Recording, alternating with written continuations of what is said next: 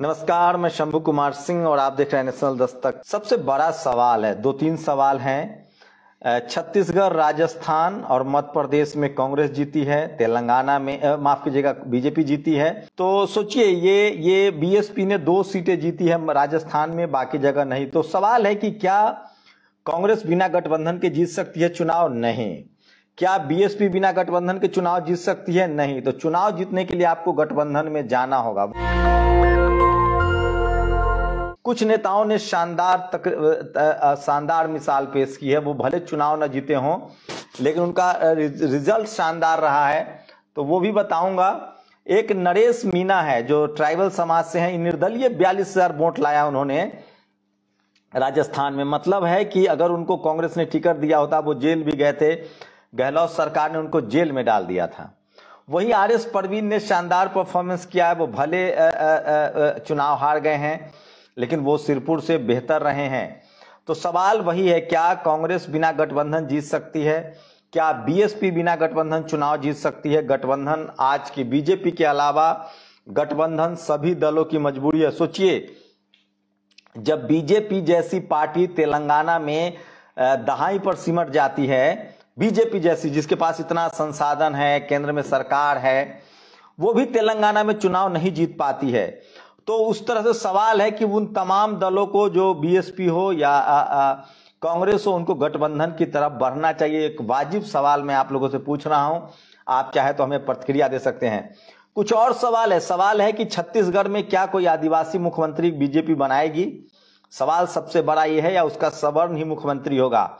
क्या राजस्थान में कोई ट्राइबल मुख्यमंत्री? सोचिए, किरोड़ी लाल मीना सबसे बड़े नेता हैं, उनको मैदान में उतारा गया था, राज्यसभा मेंबर थे, विधानसभा का चुनाव उनको लड़ाया गया। क्या बीजेपी उनको मंत्री बनाएगी? सबसे बड़ा सवाल है, रिप्रेजेंटेशन का सवाल है।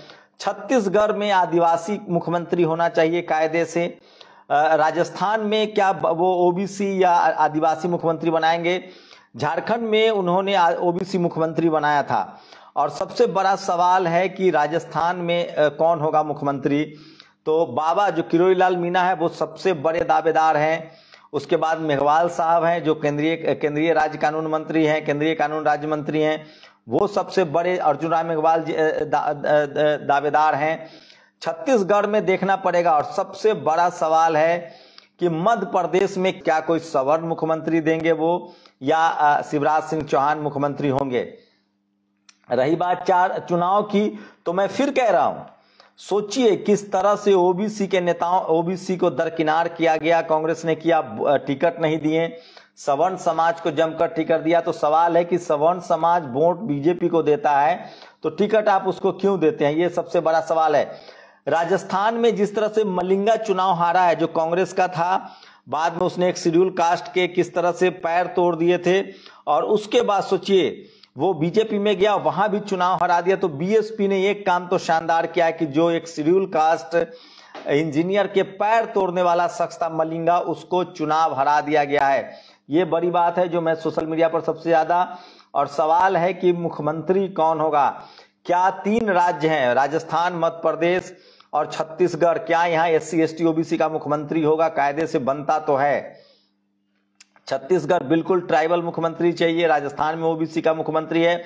अगर बीजेपी को 2024 में सरवाइव करना है तो ये करना पड़ेगा। लेकिन सवाल है कि कांग्रेस का क्या किया जाए? कांग्रेस जो है उसने इंडिया गठबंधन तोड़ा। और सोचिए, क्या इंडिया गठबंधन के तहत चुनाव लड़ते तो स्थिति ऐसी होती? संजय राउत जो शिवसेना के नेता, उन्होंने कहा है कि सिर्फ राहुल और प्रियंका गांधी चुनाव नहीं जिता सकते हैं। सोचिए, जिस तरह से खड़गे साहब को कर्नाटक की जीत के बाद दरकिनार किया गया, जिस तरह से आपको पता ही है खड़गे साहब को जिस तरह से दरकिनार किया गया, वो सबसे बड़ा मसला था। और प्रियंका गांधी, राहुल गांधी और सवर्ण लीडरशिप जो है, सोचिए आज भी आचार्य प्रमोद है कह रहा है कि वो शराब लग गया। सवाल है तेलंगाना में क्यों नहीं शराब लगा? तो ये तमाम बड़े सवाल हैं जो। और सवाल है कि क्या SC ST OBC जिसकी आबादी 90% के आसपास है, उसकी पॉलिटिकल लीडरशिप का क्या होगा? मैं फिर कह रहा हूं, बिहार, यूपी, छत्तीसगढ़, राजस्थान, मध्य प्रदेश, हिंदी पट्टी में अगर खासकर देखिए, ऐसा नहीं कि बीजेपी अजय है, दक्षिण भारत में देखिए उसका कुछ नहीं होने वाला है। कर्नाटक हार चुका है, तेलंगाना में उसका कुछ नहीं है, तमिलनाडु में कुछ नहीं है, केरल में कुछ नहीं है। तो दक्षिण भारत से बीजेपी साफ है। हिंदी पट्टी में तमाम एससी एसटी ओबीसी बहुजन लीडरशिप वाली पार्टियों को एक साथ चुनाव लड़ना पड़ेगा। ये सबसे बड़ा सवाल है, तभी आप बीजेपी को हरा सकते हैं। और सवाल है कि क्या बीजेपी का ओबीसीकरण होगा या क्या सवर्ण मुख्यमंत्री बनाए जाएंगे। यूपी में इस बार बीजेपी के सवर्ण मुख्यमंत्री को लेकर लगातार गुस्सा है इस चुनाव को लेकर। तो देखिए वोट तो 90% एससी एसटी ओबीसी का है। और सवाल सबसे बड़ा है विपक्षी दलों के लिए। मुझे समझ में नहीं आता है कि बीजेपी की तरह ये राजनीति ये लोग क्यों नहीं करते हैं। बीजेपी को क्रिस्टल क्लियर पता है कि हमें सवर्ण मुस्लिम समाज के लोग वोट नहीं करते हैं, तो फिर आपने वो बीजेपी को वो मुस्लिम समाज को टिकट भी नहीं देते हैं। तो क्या एससी एसटी ओबीसी की लीडरशिप वाली पार्टियां ये नहीं जानती है कि सवर्ण समाज उसको टिकट वोट नहीं देते हैं, फिर भी वो उनको वोट करते हैं। ये बड़ी वजह है चुनाव का हार की, क्योंकि सवर्ण समाज के लोग जो है वो पूरी तरह से बीजेपी के साथ है। एक बुरहानपुर सीट है, मुस्लिम बहुल सीट है, वहां एमआईएम के उम्मीदवार दूसरे नंबर पे रहे, बीजेपी जीत गई। तो सोचिए मुस्लिम समाज भी कांग्रेस को वोट नहीं देगा अगर आप उसको रिप्रेजेंटेशन नहीं देंगे। तो कांग्रेस को समझना पड़ेगा इस देश में आप सिर्फ सवर्णों की राजनीति करके चुनाव नहीं जीत सकते हैं। फिलहाल धर्म की राजनीति, सवर्ण समाज की राजनीति ये बीजेपी को करने दीजिए, क्योंकि बीजेपी उसके साथ है, उनके साथ है और बीजेपी वोट दे रहे हैं उनको। बाकी दलों को एससी एसटी ओबीसी अल्पसंख्यक समाज और किसानों की राजनीति करनी पड़ेगी। और इसके लिए कांग्रेस में राहुल गांधी और प्रियंका तो फिट नहीं है, उनको बहुजन लीडरशिप को आगे बढ़ाना पड़ेगा। ये सबसे बड़ा सवाल है। वहीं आपको बता दें कि जिस तरह से इंडिया गठबंधन के साथ कांग्रेस ने किया, एक चुनाव जीतने के बाद सोचिए इंडिया गठबंधन बनता है, वो हिमाचल जीतते हैं, फिर वो कर्नाटक जीतते हैं, क्योंकि उन दलों में दूसरे दलों का कोई हस्तक्षेप नहीं था, किसी दल ने इंटरफेयर नहीं किया। लेकिन मध्य प्रदेश, राजस्थान, छत्तीसगढ़ में आप अपने सहयोगी को सीट नहीं देंगे। मैं अभी भी कह रहा हूं, अगर इंडिया गठबंधन चुनाव लड़ता, 200 सीटें राजस्थान में थी, अगर कांग्रेस 150 पर लड़ती, 50 सीटें गठबंधन को देती, तो क्या बिगड़ जाता। 230 सीटें हैं राजस्थान में, वो 150 पर लड़ती, और अगर वो 70-80 सीटें विपक्ष को अपने गठबंधन को देती तो क्या बिगड़ जाता। छत्तीसगढ़ में 90 सीटें हैं, वो 60 पर लड़ती, बाकी सीटें वो गठबंधन को देती, तो क्या बिगड़ जाता कि नहीं। इसीलिए मैं कह रहा हूं कांग्रेस बी टीम है। कांग्रेस जो है वो बी टीम है। सोचिए ओवैसी और बीआरएस, तेलंगाना में बीआरएस ने ओवैसी को सीट दिया ना, तभी ओवैसी सारी सीटों पर नहीं लड़े। तो सवाल है कि रीजनल पार्टी को ही चुनाव क्यों हराना है कांग्रेस को। बीजेपी को हराना है तो रीजनल, उसे बीआरएस को भी हराना है, उसे तेजस्वी यादव को भी हराना है, उसे आरजेडी जेडीयू को भी हराना है, उसे सपा बसपा को भी हराना है। तो ये जो कांग्रेस की दुविधा है वो सबसे बड़ा संकट मोचन। और मैं अभी भी कह रहा हूं, अगर एससी एसटी ओबीसी लीडरशिप वाली पार्टियां, चाहे लालू यादव हो, नीतीश कुमार हो, ये लोग अगर एक साथ मिलकर भी चुनाव लड़ते हैं बगैर कांग्रेस के, तो स्थिति अच्छी हो सकती है। ये बात तय है, क्योंकि इतना आसान नहीं होगा बीजेपी को बहुजन दलों को हराना। लेकिन शर्त इतनी है कि इन लोगों को सवर्ण मोह से बाहर निकलना पड़ेगा, सवर्ण समाज को टिकट देने से बचना पड़ेगा। जितना टिकट वो सवर्ण समाज पर 50% खर्च करते हैं, वो टिकट उनको एससी एसटी ओबीसी के उन तबकों को देना पड़ेगा जिनका पॉलिटिकल रिप्रेजेंटेशन नहीं है। ये सवाल है इकोनॉमिक वीकर सेक्शन, जो एससी एसटी ओबीसी के वो कम्युनिटी जिनको अभी तक पॉलिटिकल बहुत रिप्रेजेंटेशन नहीं मिला, उनको टिकट दिया जा सकता है। मैं फिर कह रहा हूं, बीजेपी के अलावा सवर्ण समाज को वोट देना अपने वोट को पानी में फेंकना है, अपने टिकट को पानी में फेंकना है। जैसे बीजेपी मुस्लिम समाज को टिकट नहीं देती है क्योंकि उसको पता है कि मुस्लिम उसे वोट नहीं करते हैं, उसी तरह से तमाम बहुजन दलों को सवर्ण समाज को अगर वो वोट करता है तो वो चुनाव नहीं जीत पाएंगे। वहीं सोशल मीडिया पर वो तमाम बड़ी खबरें जो टीका टिप्पणियां हैं, मैं चाहता हूं कि एक बार आपको पढ़ के सुनाऊं। और मैं फिर कह रहा हूं, तमाम जो सवर्ण पत्रकार हैं, जो वैकल्पिक मीडिया कहते हैं, चाहे रवीश कुमार हो, अजीत अंजुम हो, अभिसार हो, ये लोग कभी भी बहुजन समाज की बात नहीं करते हैं। तो आप इनको भी वैकल्पिक मीडिया नहीं करते हैं। जरूर ईवीएम में कुछ हुआ है, वरना ऐसे नतीजों की उम्मीद नहीं थी। डॉक्टर उदित राज, ये लोग गठबंधन, कांग्रेस के नेता की प्रॉब्लम है कि वो गठबंधन पर बात ही नहीं करते हैं। उनको नहीं लगता है कि उनको गठबंधन में जाना चाहिए। ये शराब वाला तेलंगाना, सोचिए सनातन का शराब ले डूबा, आचार्य प्रमोद, तो सवर्ण समाज के नेता किसी पार्टी में हो, वो अपने सवर्ण समाज के हितों के साथ रहते हैं, ऐसा रहना भी चाहिए। यही बात बहुजन समाज के नेताओं को भी सीखना पड़ेगा। और जब तक आप अपने समाज के साथ नहीं रहेंगे, आप चुनाव नहीं जीत सकते हैं। राहुल, दक्षिण भारत से बीजेपी पूरी तरह साफ हो गई है, न कहीं सत्ता में है और न ही कहीं उसका सहयोगी है, यह भी एक खबर है। अशोक कुमार पांडे ने यह ट्वीट किया। ये बात सच है, क्योंकि वहां सोशल जस्टिस की लड़ाई बहुत तगड़े है। और सूर्य प्रताप सिंह ने लिखा, अहंकार कांग्रेस ने इंडिया गठबंधन के जनक नीतीश कुमार को ही किनारे कर दिया। अहंकार बस कांग्रेस ने इंडिया गठबंधन के जनक नीतीश कुमार को ही किनारे कर दिया और यादव अखिलेश के साथ धोखा किया, अपमान किया। इन दोनों तथ्यों के कारण ओबीसी वोटर छिटक गया। सोचिए, अखिलेश यादव और नीतीश कुमार का उसी बीच में बयान आया था। लोगों ने कांग्रेस के हिंदुत्व पर कार्ड पर भरोसा नहीं किया, इसे वोटर्स को मौका परस्ती समझा। कांग्रेस के खुर्राट भ्रष्ट नेताओं ने कांग्रेस की लुटिया डुबो दी, जिन पर कांग्रेस आज भी निर्भर है। अगर ऐसा ही रहा तो 2024 में भी कांग्रेस के जहाज को डूबने से कोई नहीं बचा सकता है। मैं फिर कह रहा हूं, 2024 में इंडिया गठबंधन में ही वो पोटेंशियल है, वो ताकत है कि वो चुनाव हरा सकते हैं। अदरवाइज कांग्रेस के बस की बात नहीं है कि वो बीजेपी को चुनाव हरा दे, क्योंकि बीजेपी जाति का कार्ड भी खेलती है, धर्म का कार्ड उसके साथ है, कास्ट कॉम्बिनेशन को भी आके वो नजरअंदाज नहीं करती है। सोचिए, आप देखेंगे कि राजस्थान, छत्तीसगढ़ और मध्य प्रदेश में बीजेपी ने ज्यादा टिकट दिया है कांग्रेस के मुकाबले ओबीसी से। कमलनाथ ने जिस तरह से, सोचिए 1 करोड़ के करीब वोटर हैं, यादव वोटर हैं सिर्फ मध्य प्रदेश में, जिस तरह से अखिलेश को ह्यूमिलिएट किया गया, उसके बाद उन लोगों ने तय किया और उन्होंने कांग्रेस को वोट नहीं किया। ओबीसी महासभा राजस्थान, मध्य प्रदेश में देश ने तय कर लिया, नीतीश ही देश का भविष्य तय करेगा। तो सोचिए, नीतीश कुमार को जिस तरह से दरकिनार किया गया, जिस तरह से अखिलेश यादव को ह्यूमिलिएट किया गया, उसके बाद स्थिति लगातार गड़बड़ हुई कांग्रेस की और अब मोनोपोली उसका सामने आ गया है।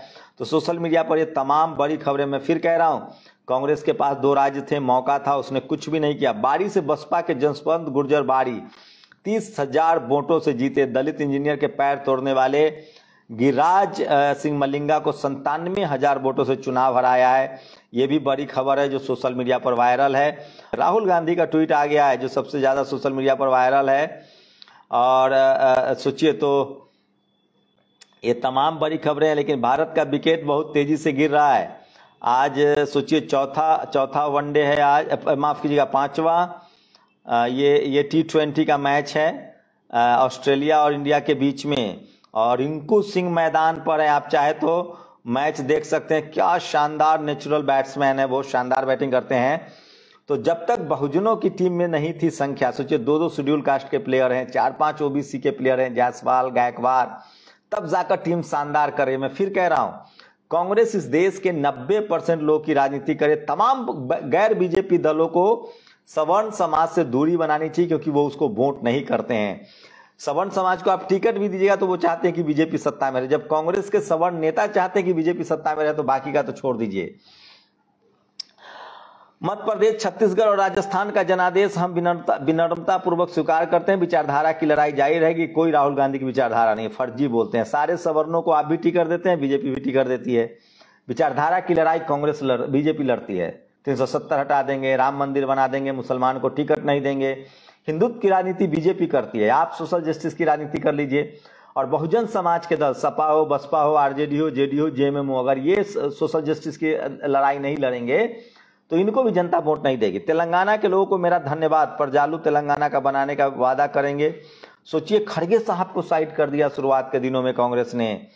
और राजस्थान में अपने चुनाव आजाद समाज पार्टी, सोचिए अगर एएसपी से ही गठबंधन कर लेते, आरएलपी एसपी से, 1 2 3 4 5 6 7 8 सीटों पर ऐसे हैं जहां 69,000, 54,000, 46,000, 27,000, 18,000, 14,000, 13,000, 11,000 इस तरह से वोट एएसपी को मिला है, चंद्रशेखर आजाद की पार्टी को मिला है। सोचिए, बीएसपी से गठबंधन न होने की वजह से कितना बड़ा डेंट लगा। निर्दलीय कैंडिडेट नरेश मीणा छाबड़ा से 44,000 वोट लाते हैं। सोचिए, किसान नरेश मीणा को किस तरह से कांग्रेस के नेता ने जेल में डाल दिया, वो खुद कांग्रेस के हैं। और तेलंगाना में 44,000 वोट लाया है। आरएस परवीन पहली बार चुनाव लड़ रहे थे, शानदार मेहनत किया उन्होंने। और बहुजन समाज को ऐसे नेताओं की जरूरत है। राजवाड़ा से मलिंगा को हराना, ये सबसे बड़ी बहुजन समाज के लिए खबर है। और मैं फिर कह रहा हूं जरूर ईवीएम में कुछ हुआ है, वरना ऐसे नतीजे आने की उम्मीद नहीं थी। डॉक्टर उदित राज जो है वो ईवीएम पर सवाल उठा रहे हैं। वो अपनी पार्टी से नहीं पूछ रहे कि गठबंधन क्यों नहीं करते हो।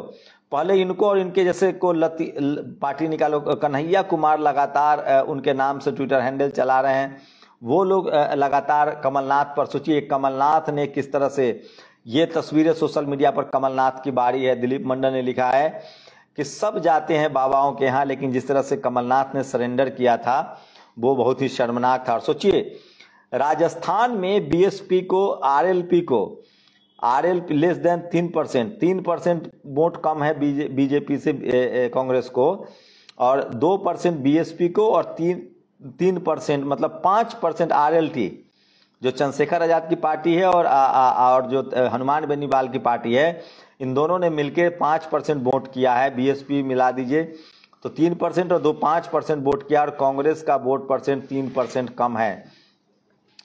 तो कांग्रेस भले बीजेपी सत्ता में आ जाए, लेकिन चुनाव में वो गठबंधन नहीं करेगी। वहीं सुप्रीम कोर्ट से बड़ी राहत मिली है एमके स्टालिन के बेटे को। वो भी सोशल मीडिया पर खबर है, जो कर्मकांड के खिलाफ बोल रहे थे। और तो सबसे बड़ी खबर है सोशल मीडिया पर। सोचिए ये बड़ा सवाल है, लेकिन सवाल है कि मुख्यमंत्री कौन बनाएगा 2024 में। देखना ये तस्वीरें, कमलनाथ ने जिस तरह से बीजेपी के रास्ते पर चढ़कर चुनाव जीतने की कोशिश की, वो उसमें फेल हो गए। अखिलेश यादव के तस्वीर लगा के एक ट्वीट आया, इंडिया गठबंधन को किनारे करके विपक्षी पार्टियों को धोखा देने का परिणाम विधानसभा चुनाव है। तो इस तरह के ट्वीट भी आ रहे हैं, लेकिन अखिलेश यादव ने ट्वीट नहीं किया है। लेकिन सोचिए किस तरह से सबसे बड़ी खबर है जो मैं बता रहा हूं। और एक मलिंगा को गुर्जर समाज के बीएसपी के नेता ने चुनाव हरा दिया है, जिसने एक दलित समाज के इंजीनियर का पैर तोड़ दिया था। और बसपा 2 सीटों पर जीती, जसवंत सिंह गुर्जर और मनोज न्यांगली, ये 2 राजस्थान में उसको सफलता मिली है। मैं फिर कह रहा हूं 2 बातें, सोशल जस्टिस की जो लड़ाई है वो तमाम गैर बीजेपी दलों को, SC ST OBC किसान कम्युनिटी की बात करनी पड़ेगी। कन्हैया कुमार ने एक ट्वीट किया है, उसके ट्विटर हैंडल के नाम से है, विचारधारा के खिलाफ नहीं जाना चाहिए, 20 साल सत्ता से दूर क्यों न रहना पड़े। कांग्रेस की सेकुलर विचारधारा का खिलाफ जाकर हिंदू राष्ट्र की बात करने वाले ढोंगी के चरणों में जाने से क्या संदेश गया जनता के बीच। जनता मूर्ख थोड़े है। तो ये लगातार जो बीजेपी पर तीखा टिप्पणी हो रही है, तो ये सोशल मीडिया पर, और अखिलेश का बड़ा जवाब मिला है। और इंडिया गठबंधन को कमजोर करना, उस गठबंधन से निकलना कांग्रेस को महंगा पड़ गया है। तो सोचिए सोशल मीडिया पर आप, हिंदुत्व के नाम पर बीजेपी आज के डेट में सबसे बड़ी पार्टी है, और बहुजन समाज को पल्लवी जैसे नेता चाहिए जो सोशल जस्टिस के नाम पर चुनाव लड़े, सोशल जस्टिस के नाम पर आंदोलन करे, राजनीति करे। और सोचिए किस तरह से तमाम उन पत्रकारों को लेकर घूम रहे थे जो कमलनाथ हैं, उन पत्रकारों को जिसका कांग्रेस ने बाइकाट किया था। और आज चंद्रशेखर आजाद का बर्थडे भी है, और 2024 में नीतीश कुमार ही विकल्प हैं, या बहुजन समाज मायावती के साथ गठबंधन। जब तक Sapa Basapa RJD JDU JMM के साथ लेकर गठबंधन नहीं होगा, कोशिश हो रही थी कि गठबंधन हो, लेकिन इसको कांग्रेस ने जिस तरह से डिरेल किया, जिस तरह से गठबंधन खत्म किया, लेकिन उसको तेलंगाना में जरूर सफलता मिली है कांग्रेस को। तो ये तमाम सोशल मीडिया पर खबरें। और मैं फिर कह रहा हूं कांग्रेस और बीजेपी, कुछ मीडिया बीजेपी के साथ है, कुछ मीडिया कांग्रेस के साथ है, बहुजन समाज के साथ कोई नहीं। इसलिए मैं SC ST OBC किसानों से अपील करता हूं कि सावधान रहें। और इंडिया गठबंधन अलग अलग लड़ा, परिणाम सामने है। कांग्रेस को सबको साथ लेकर चलना था, अहम ले डूबा।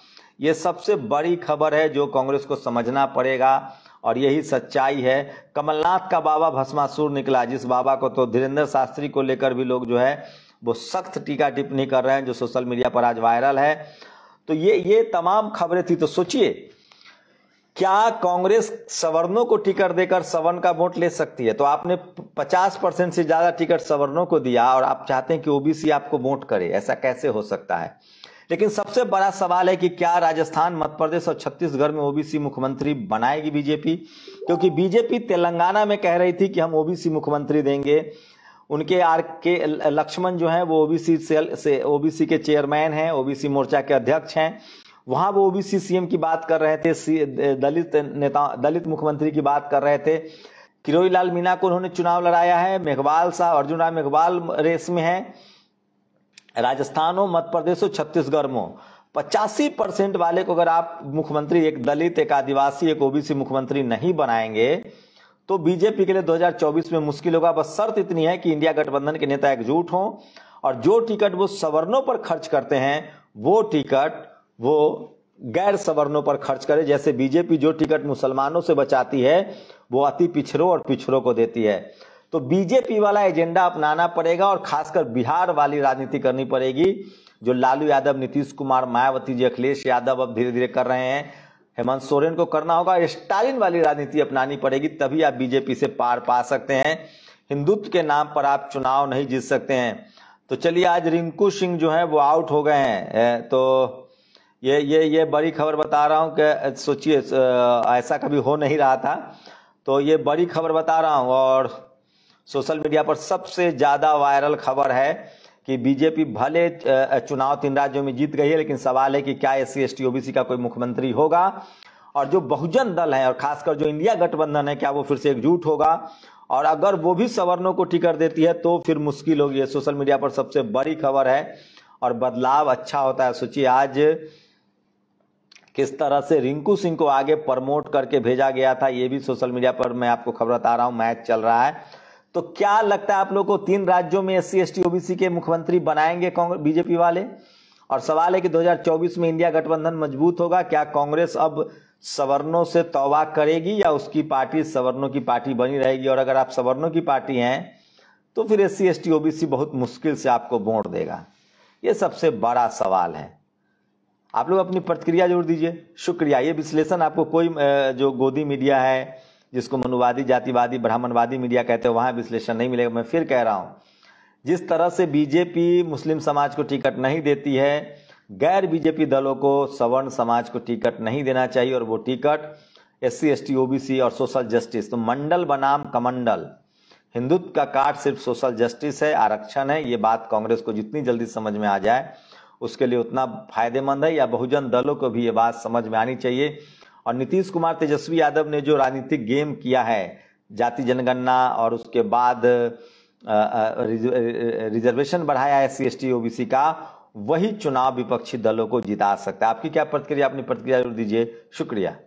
नेशनल दस्तक की आपसे गुजारिश है कि अगर इसको बचाना चाहते हैं तो नेशनल दस्तक को सब्सक्राइब करने के लिए रेड कलर के सब्सक्राइब बटन को दबाएं, फिर बेल आइकन की घंटी दबाएं। नेशनल दस्तक को बचाने के लिए बहुत जरूरी है कि हर खबर को शेयर करें, लाइक करें, कमेंट जरूर करें।